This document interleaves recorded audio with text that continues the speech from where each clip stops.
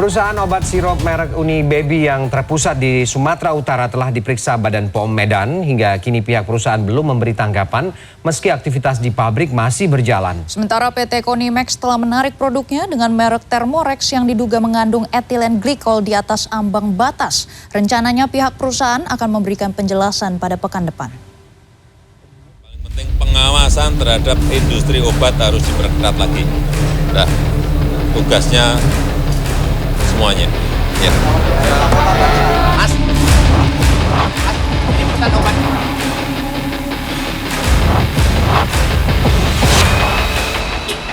Menanggapi banyaknya kasus gagal ginjal akut akibat kontaminasi obat dengan kadar zat kimia berbahaya di atas ambang batas, Presiden Joko Widodo dengan tegas memerintahkan agar pengawasan terhadap industri obat harus diperketat.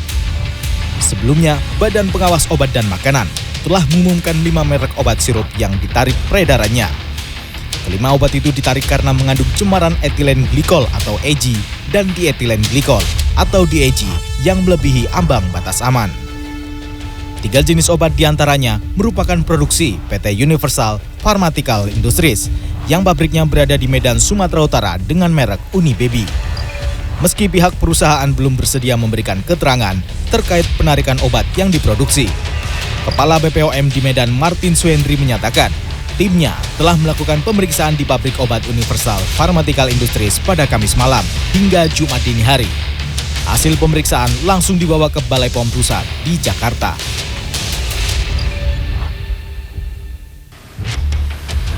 Sementara produsen obat lainnya yaitu PT Konimex telah menarik salah satu produknya dengan merek Thermorex yang diduga tercemar etilen glikol berdasarkan surat edaran dari BPOM.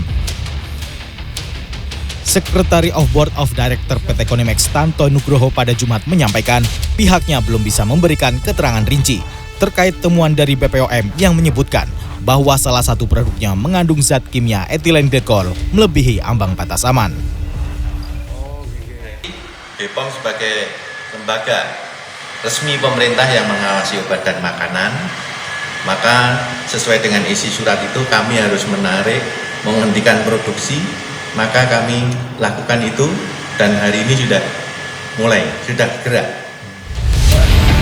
Saat ini direksi PT Konimex masih melakukan koordinasi dan akan menyampaikan tanggapannya ke publik terkait penghentian peredaran obat dengan merek Thermorex sirup pada pekan depan. Tim Liputan CNN Indonesia. Hingga hari ini tercatat sudah 133 anak Indonesia meninggal akibat penyakit gagal ginjal akut. Penyakit gagal ginjal yang tiba-tiba merenggut nyawa sejumlah anak ini menyisakan kesedihan bagi orang tua yang tinggalkan. Kita simak kisahnya. 3 anakku gak ada.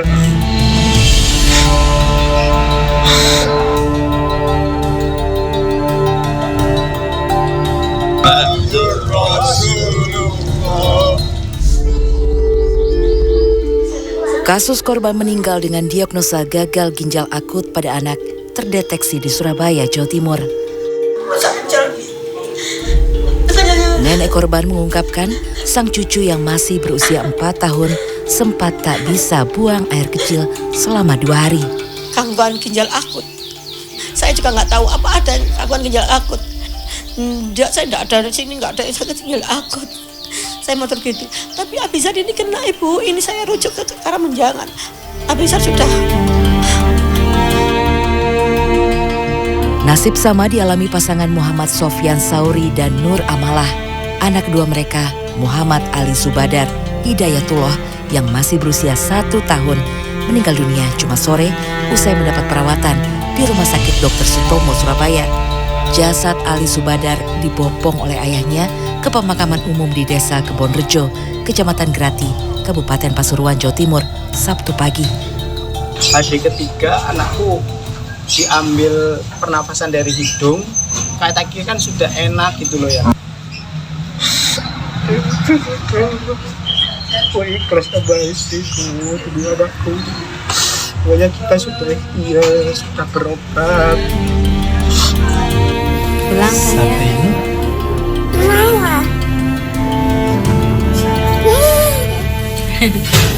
Video ini direkam orang tua Melody, bocah asal Minahasa, Sulawesi Utara yang sedang menjalani perawatan di Rumah Sakit Kandau Manado akibat gagal ginjal akut. Nahas, sehari setelah video kehangatan ayah dan anak ini diambil, tepatnya 31 Juli lalu, Melody meninggal dunia. Ibu Melody mengaku tak menyangka jika anaknya meninggal secepat itu. Melody kini telah tiada, orang tuanya pun sudah ikhlas merelakan kepergiannya. Namun mereka meminta kejelasan mengapa ginjal Melody bisa rusak. Hingga Jumat ada 241 orang yang menderita gagal ginjal akut dari 22 provinsi di seluruh Indonesia. Sampai sekarang kita sudah mengidentifikasi ada 200, telah dilaporkan adanya 241 ya kasus gangguan ginjal akut progresif atipikal atau AKI di 22 provinsi dengan 133 kematian atau 55% dari kasus. Budi Gunadi Sadikin menambahkan untuk mencegah bertambahnya kasus gagal ginjal akut, pemerintah menghentikan sementara peredaran beberapa obat sirop yang diduga mengandung etilen glikol dan dietilen glikol. Tim Liputan CNN Indonesia.